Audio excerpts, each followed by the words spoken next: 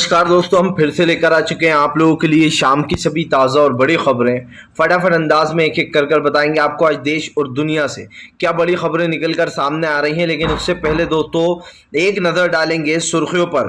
प्रधानमंत्री नरेंद्र मोदी के ऊपर गरजे राहुल गांधी, बोले सरकार 26 लाख करोड़ रुपए टैक्स का खा गई और राज्यों को ज्ञान पेल रही है। इसके बारे में आपको बताएंगे। वहीं पर दोस्तों अगली बिग ब्रेकिंग हम आपको बताएंगे, वसीम रिजवी को फिर नहीं मिली जमानत। आखिरकार दोस्तों कोर्ट का ये कैसा दोहरा चरित्र। जी हाँ, बताएंगे कि आखिर वसीम रिजवी और जो है यहाँ पर दोस्तों जितने भी भड़काऊ भाषण थे उनमें उनको क्यों बेल मिली और इसको बेल क्यों नहीं दी जा रही। वहीं पर अगली बिग ब्रेकिंग में हम आपको बताएंगे दोस्तों। जी दरअसल आपको बता दें, भारतीय जनता पार्टी के ऊपर गरजी ममता बनर्जी, बोले केंद्र सरकार झूठ बोलना बंद करे। जी हाँ, पेट्रोल डीजल पर केंद्र सरकार ने एक्साइज ड्यूटी लगा रखी है, इसके बारे में भी आपको बताएंगे। वहीं पर दोस्तों अगली बिग ब्रेकिंग में हम आपको बताएंगे दोस्तों, महाराष्ट्र में दंगा फैलाने की कोशिश। जी हाँ, 90 तलवार 90 तलवार दोस्तों स्कॉर्पियो से बरामद हुई है। बताएंगे कैसे ईद से पहले बड़ी साजिश रची जा रही है। वहीं पर अगली बिग ब्रेकिंग में हम आपको बताएंगे दोस्तों, जी अखिलेश यादव का मायावती के ऊपर हमला, बोले बीजेपी के कहने पर ही मायावती ने किया था सारा गेम फिक्स, इसके बारे में आपको बताएंगे। वहीं पर अगली बिग ब्रेकिंग में हम आपको बताएंगे दोस्तों, अयोध्या में जी पूरे आपको बता दोस्तों 7 लोग गिरफ्तार हो गए, जिसमें से 4 फरार हैं, जिन्होंने दोस्तों न सिर्फ मस्जिद के सामने मास्क फेंका था जानवर का गोश्त, बल्कि दोस्तों आपत्तिजनक पर्चे और न जाने कहां कहां दरगाह पर और ऐसे स्थलों पर ये पर्चे फेंके गए। बताएंगे कैसे अयोध्या में एक बड़ा खतरा टल गया है। वहीं पर अगली बड़ी खबर में हम आपको बताएंगे दोस्तों, तेजस्वी यादव बोले कि फिलहाल इफ्तियार पार्टी में गए थे नीतीश जी की, कोई सियासी वगैरह चीज नहीं है, लेकिन दोस्तों सियासत तो तेज हो गई है। बताएंगे कैसे नीतीश तेजस्वी को गाड़ी तक छोड़ने आए। वहीं पर अगली बड़ी खबर में हम आपको बताएंगे दोस्तों, जी दरअसल आपको बता दें, अजीत अंजुम का भारतीय जनता पार्टी के ऊपर बड़ा हमला, बोले बाबा एक बात बताइए, अब इन सब के ऊपर कब चलेगा बुलडोजर। जी हाँ, मुस्लिम के घर पर तो चल जाता है दोस्तों, लेकिन अब देखेंगे और बताएंगे 7 लोग दरअसल थे कौन। तो सारी खबरें फटाफट अंदाज में देंगे, एक एक कर देंगे। फिलहाल खैर चलिए बढ़ते हैं सबसे पहली और सबसे बड़ी खबर की ओर। दरअसल दोस्तों आपको बता दें, राहुल गांधी का केंद्र सरकार के ऊपर बड़ा हमला, बोले सर केंद्र सरकार राज्य सरकारों को ज्ञान ना पेले। जी हाँ, सरकार 26 लाख रुपए टैक्स का डकार गई है, अभी तक नहीं बताया कि वो 26 लाख रुपए 26 करोड़ रुपए गया कहां पर। 26 लाख करोड़, अब आप समझिए दोस्तों। दरअसल दोस्तों आपको बता दें, प्रधानमंत्री नरेंद्र मोदी ने अपना जो पाप है, बेसिकली इसको पाप कहना चाहिए, अपना जो पाप है वो राज्य सरकारों के सर पर मढ़ने की कोशिश की है, ये कहकर कि हमने तो पेट्रोल के दाम कम कर दिए, अब राज्य सरकारें नहीं कर रही हैं, जिसको लेकर दोस्तों राहुल गांधी और ममता बनर्जी भड़क गए। राहुल गांधी ने ट्वीट करते हुए लिखा कि प्रधानमंत्री नरेंद्र मोदी टैक्स का 26 लाख करोड़ रुपए जो है दोस्तों पूरा का पूरा डकार गए, इसके बारे में सरकार कोई जानकारी नहीं दे रही है। राहुल गांधी ने कहा कि राज्य सरकारों पर दोष मढ़ने से आपका जो दोष है वो कम नहीं हो जाएगा। जाहिर सी बात है दोस्तों, जब केंद्र सरकार दाम बढ़ाती है पेट्रोल डीजल का, तब कहीं जाकर राज्य सरकारें दाम बढ़ाती हैं। और दोस्तों इस बात को झुटलाया नहीं जा सकता कि अगर 40 रुपए बढ़ाकर 2 रुपए या 4 रुपए कम कर दी जाए, उससे कुछ नहीं होने वाला। आपने डायरेक्ट 40 रुपए बढ़ाए हैं और आप 5 रुपए कम कर जो है यहाँ पर ये बताने की कोशिश करो कि हमने तो कम कर दिया।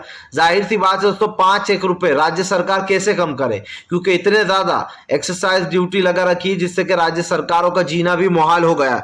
तो आप समझ सकते हैं कि आज जो बात निकलकर सामने आ रही है, उससे कहीं ना कहीं केंद्र सरकार पूरी तरीके से घिर चुकी है। और ये बात आपके सामने भी है कि प्रधानमंत्री नरेंद्र मोदी पूरी तरीके से दोस्तों एक्सपोज हो चुके हैं। फिलहाल चलिए बढ़ते हैं अगली बिग ब्रेकिंग की तरफ। बता दोस्तों, अयोध्या में दोस्तों दंगा फैलाने की कोशिश, ईद से पहले दोस्तों आपको बता दें माहौल बिगाड़ा जा रहा है। दरअसल दोस्तों आपको बता दें, जो लोग बुलडोजर चलाने की कार्रवाई कर रहे थे, जो लोग लगातार बुलडोजर चला रहे थे, अब देखते हैं दोस्तों इनके घर पर बुलडोजर चलता है या नहीं। जहां तक मेरी सोच है नहीं चलेगा दरअसल दोस्तों, लेकिन यहाँ पर अयोध्या पुलिस की इस काम की तारीफ करना चाहिए। आपको बताता चलूं दोस्तों, 7 नाम टोटल है 11, लेकिन 7 पकड़े गए हैं और 4 जो है फरार हो गए। आपको पता होगा दोस्तों, एक वीडियो सोशल मीडिया पर वायरल हो रहा है, जहां पर मस्जिद के सामने कुछ टोपी वाले ही लोग, टोपी लगाकर, टोपी वाले लोग दोस्तों मस्जिद के सामने पिग का मांस फेंक रहे हैं दोस्तों, यानी कि सुअर का गोश्त फेंक रहे हैं। और इसी के साथ साथ आपको बता दें दोस्तों, वहां पर आपत्तिजनक पर्चे फेंके जा रहे हैं जिसमें मुसलमानों के खिलाफ खराब भद्र भाषा लिखी है, और ये पर्चे चिपकाए भी जा रहा है। और ये दोस्तों मस्जिदों पर किया जा रहा है, दरगाहों पर फेंका जा रहा है, जेल के पीछे फेंका जा रहा है, और सारे अयोध्या में ऐसा का ऐसा माहौल बिगाड़ने की कोशिश की जा रही है। जिसके बाद दोस्तों आपको बता दें, पुलिस ने जो है यहाँ पर पूरे के पूरे 7 लोगों को गिरफ्तार कर लिया है, और सातों के सातों दोस्तों बरामद हो गए। ये सब लोग दोस्तों जो फेंक रहे थे, ये लोग कैमरे में आ गए। ये बहुत अच्छी बात है कि अब जगह जगह कैमरा लगाया जाएगा और इन पर नजर रखी जाएगी।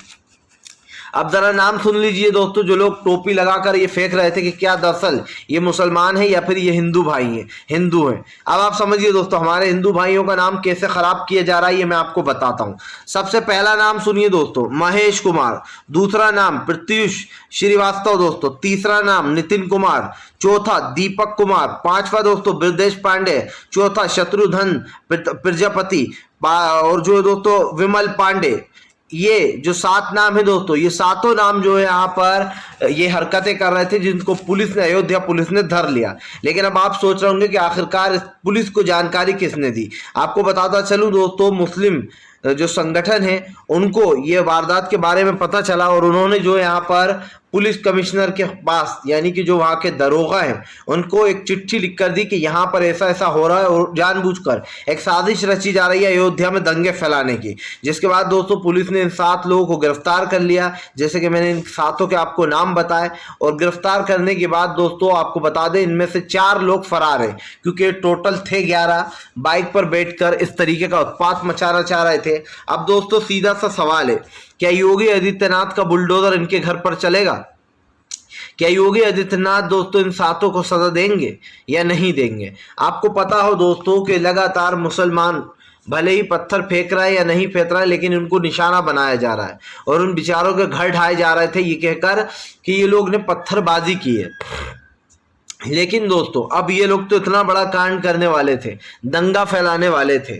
आप समझिए अब इनके ऊपर क्या कार्रवाई होगी, इनके घरों पर बुलडोजर चलेंगे या नहीं, ये तो आने वाला वक्त ही बताएगा। लेकिन जहां तक हमारी उम्मीद है तो बुलडोजर तो नहीं चलेगा, क्योंकि बीजेपी की राजनीति ही हिंदुत्व पर टिकी। अगर वो हिंदुओं के ऊपर बेसिकली, भले ही दोस्तों ये लोग दंगा फैलाए, अगर हिंदू के ऊपर कार्रवाई करेगी तो आप समझ सकते हैं कि जो हिंदू संगठन बीजेपी के साथ है वो इनसे दूर हो जाएंगे, और ये लोग हमारे हिंदू भाइयों का नाम खराब कर रहे हैं। दोस्तों हमने देखा है हमारे हिंदू भाइयों को, हमारे मुस्लिम भाइयों को कैसे मिलजुल के आपस में रहते हैं, लेकिन ये लोग जो दंगे फसाद मचा रहे हैं, दरअसल ये हिंदू हो ही नहीं सकते दोस्तों, क्योंकि हमने देखा है हमारे हिंदू भाइयों की सोच क्या है, ऐसी दंगा उत्पात वाली बिल्कुल नहीं है। फिलहाल चलिए बढ़ते हैं एक और अगली पिक ब्रेकिंग की तरफ। बता दोस्तों अगली जो बड़ी खबर निकल कर आ रही जी, दरअसल दोस्तों आपको बता दें भारतीय जनता पार्टी को बड़ा झटका। आपको बता दें अमेरिका ने भारत को बताया मुस्लिम विरोधी। जी हाँ, अब दोस्तों भारत बिलबिलाकर भारत ने जवाब दिया है, लेकिन जवाब देने से क्या होगा? क्या सच्चाई बदल जाएगी? क्या आज जो दोस्तों पूरे इंडिया में हो रहा है वो चीज जो विदेशी मीडिया देख रही है, क्या वो ये लिखना छोड़ देगी? नहीं छोड़ेगी। दरअसल दोस्तों आपको बता दें अमेरिका ने भारत को मुस्लिम विरोधी बता दिया है, जिसके बाद भारत बिलबिला गया है, और भारत ने दोस्तों अमेरिका को जो यहाँ पर जवाब दिया है। क्या जवाब दिया है? कि पहले अमेरिका अपने गिरबान में झांक ले, फिर भारत पर आरोप लगाए। आपको बता दूं दोस्तों, दरअसल लगातार जो हमारे देश में चीजें हो रही हैं उसको लेकर अमेरिका ने सवाल उठाए। आपको पता हो दोस्तों बीते दिन खरगोन में जो हिंसा हुई उसमें टोटल नाम जितने भी नाम थे वो मुस्लिम नाम थे, और उन सब के घर पर बुलडोजर चला दिया गया और उनके घरों को ध्वस्त कर दिया गया और उनके ऊपर कार्रवाई भी की गई। ऐसे ही दोस्तों कई लोगों की उसमें मौत भी हो गई। अब दोस्तों उसके खरगोन के बाद जहांगीरपुरी में ये सब कुछ हुआ, वहां पर पत्थरबाजी हुई शोभा यात्रा के दौरान, और मुसलमानों के घरों पर वहां पर भी बुलडोजर चला दिया गया। यहां तक कि दोस्तों जो मस्जिद का गेट था, हाई कोर्ट सुनिए सुप्रीम कोर्ट का दोस्तों ऑर्डर आने के बावजूद भी जानबूझकर जब बुलडोजर को लगा कि अरे बाप रे अब तो सुप्रीम कोर्ट ने रोक लगा दी कि अब बुलडोजर नहीं चल सकता, क्या करें, तो जल्दबाजी में उन्होंने बिना, आप समझिए ऑर्डर आने के बावजूद भी उन्होंने जल्द से जल्द मस्जिद का गेट तोड़ा, ताकि वहां का अतिक्रमण हटाया जा सके। अब दोस्तों आप समझिए, जो हो रहा है देश में, क्या वो दोस्तों उसको भुलाया जा सकता है? आज जो अतिक्रमण के नाम पर राजनीति हो रही है, जगह जगह दोस्तों मंदिर मस्जिदों को ढहाया जा रहा है, आखिर इसका जिम्मेदार कौन है? सरकार है या फिर दोस्तों विपक्ष है? केंद्र में भी मोदी की सरकार, सबसे ज्यादा राज्यों में भी मोदी जी की सरकार, और उसके बावजूद भी सरकार कुछ नहीं कर पा रही है। क्या इससे बड़ी निकम्मी सरकार आपने देखी है? नहीं देखी होगी। चलिए बढ़ते हैं एक और अगली बिग ब्रेकिंग की तरफ। बता दोस्तों अगली जो बड़ी खबर निकल कर आ रही है, अखिलेश यादव का मायावती के ऊपर बड़ा हमला, बोले मायावती को ही बड़ी जिम्मेदारी दे दे बीजेपी। जी हां, आपको बता दोस्तों अखिलेश यादव लगातार मायावती पर हमलावर हो गए। अखिलेश ने मायावती पर हमला बोलते हुए कहा कि मायावती ही वो इंसान है जिन्होंने बीजेपी को उत्तर प्रदेश में जिताया है, और इस बात को दोस्तों झुटलाया नहीं जा सकता कि मायावती ने अहम भूमिका निभाई है गृह मंत्री अमित शाह की बातों में आकर।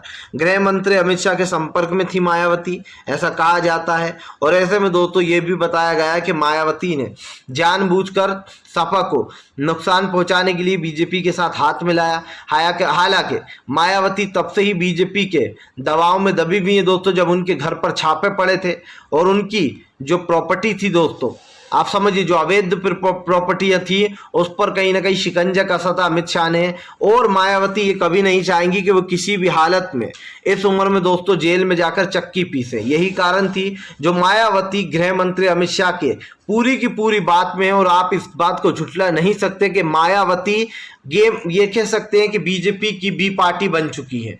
पूरी तरीके से समर्थन दिया, यहां तक कि कौन सा प्रत्याशी कहां खड़ा होगा, कब किसको चोट देनी है, यह तक गृह मंत्री अमित शाह ने सेट किया था। तो इस बात को तो झुटलाया नहीं जा सकता कि मायावती ने अखिलेश को हराने में एक अहम भूमिका निभाई है, और ये अहम भूमिका ही दोस्तों कहीं ना कहीं अखिलेश के ऊपर भारी पड़ गई है। चलिए बढ़ते हैं एक और अगली बिग ब्रेकिंग की तरफ। बता दोस्तों अगली जो बड़ी खबर निकल कर आ रही है, दरअसल दोस्तों आपको बता आचार्य प्रमोद पहुंचे आजम खान के परिवार से मिलने, बोले आजम खान का परिवार मेरा परिवार है। जी हाँ, आपको बता दें दोस्तों आजकल कांग्रेस लगातार आजम खान के परिवार से मेलजोल बढ़ा रही है। बताया तो ये भी जा रहा है दोस्तों कि आजम खान को अपने पाले में करने के लिए अब कांग्रेस जी तोड़ मेहनत कर रही है। हालांकि आचार्य प्रमोद का कहना है कि ऐसा कुछ भी नहीं है, उनके आजम खान से अच्छे खासे ताल्लुकात हैं और इसीलिए वो आजम खान के से मिलने जा रहा है। लेकिन दोस्तों सवाल ये उठता है कि 26 महीने से ये सारी विपक्ष पार्टियां कहाँ थी जब से आजम खान जेल में बंद है?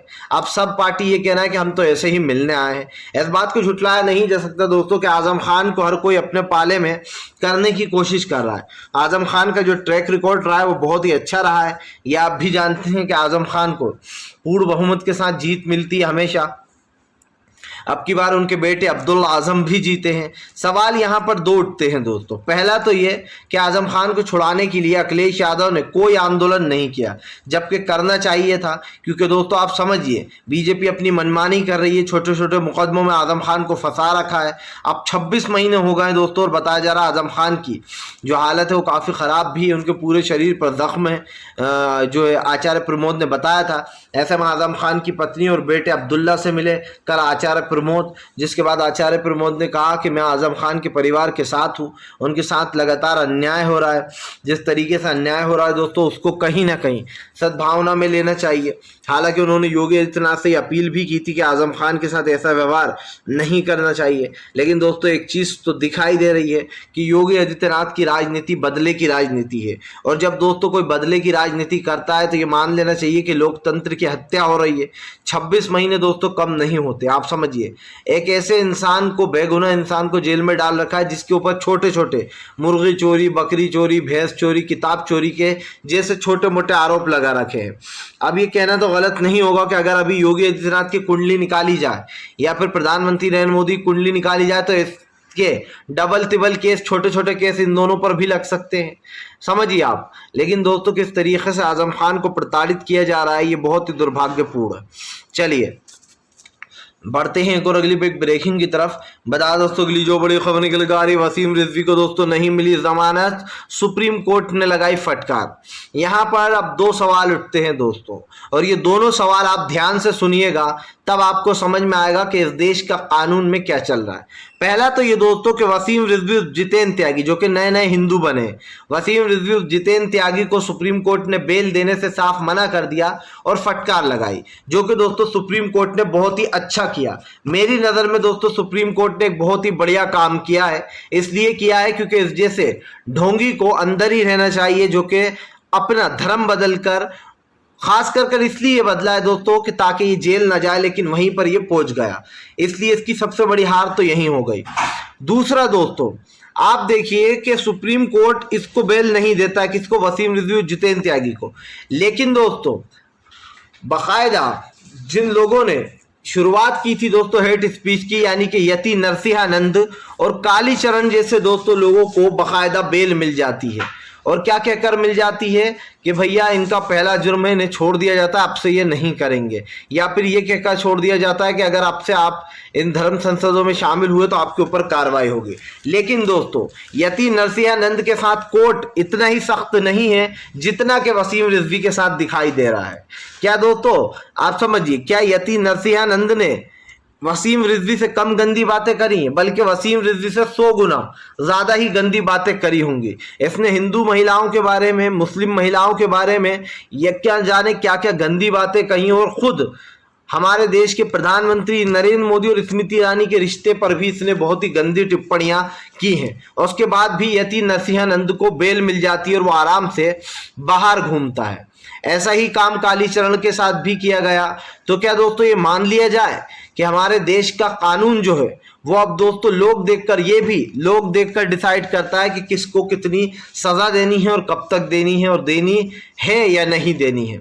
ये सवाल उठते हैं। इसलिए उठ रहे हैं दोस्तों हमारे देश के कानून पर अब सवाल कि यति नरसिंहानंद जैसे लोग तो आराम से बाहर घूमते हैं, लेकिन उमर खालिद की एक छोटी सी टिप्पणी पर कल कोर्ट ने क्या कहा दोस्तों कि आप थोड़ी सद्भावना तो रखिए।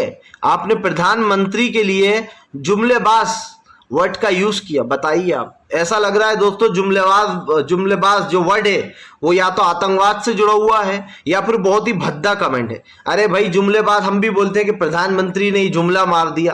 प्रधानमंत्री आए दिन जुमले देते रहते हैं, कुछ काम नहीं करते, सिर्फ जुमलेबाजी करते हैं।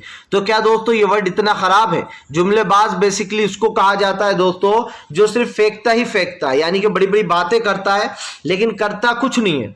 कल कोर्ट के इस बयान ने, इस जवाब ने दोस्तों मुझे बहुत दुखी किया। मुझे ऐसा लगा कि कोर्ट जानबूझकर उमर खालिद को बेल देना ही नहीं चाहता है, क्योंकि जिस तरीके से दोस्तों कोर्ट ने इस एक वर्ड का जिक्र किया ये बहुत ही बुरा था कि आपने जुमलेबाज वर्ड के यूज किया। अरे भाई जब मनमोहन सिंह साहब इस देश के प्रधानमंत्री थे तो खुद विपक्ष के नेताओं ने उन्हें कठपुतली कहा, उन्हें गूंगा कहा, न जाने क्या क्या कहा दोस्तों। उन्हें इतने गंदे गंदे वर्ड बोले जो मैं आपको बोलकर भी नहीं बता सकता। इसीलिए मैं कह रहा हूं दोस्तों कि देश में दो कानून चल रहा है। एक तो वो जो बीजेपी डिसाइड कर लेती है कि ये जेल से बाहर आना चाहिए या नहीं आना चाहिए और वैसा ही होता है। दूसरा वो दोस्तों जो कोर्ट के ऊपर छोड़ दिया जाता है कि अगर इसको बेल मिलती है तो ठीक, ना भी मिले तो हमें क्या करना। और वैसा ही वसीम रिजवी के साथ हो रहा है। बीजेपी को कुछ लेना देना नहीं है वसीम रिजवी से। बेल मिलती है तो मिले, ना मिलती है तो ना मिले, बीजेपी दबाव नहीं डालेगी। लेकिन अगर बीजेपी का कोई अपना आदमी है तो बीजेपी न सिर्फ जजों पर दबाव डालती है बल्कि दोस्तों जजों को रातों रात बदल भी देती है। आपने देखा आशीष मिश्रा को बेल दिलवाने के लिए जज पर दबाव डाला जा रहा था, जज ने अपना नाम ही हटा लिया, यानी कि उस केस से पल्ला झाड़ लिया।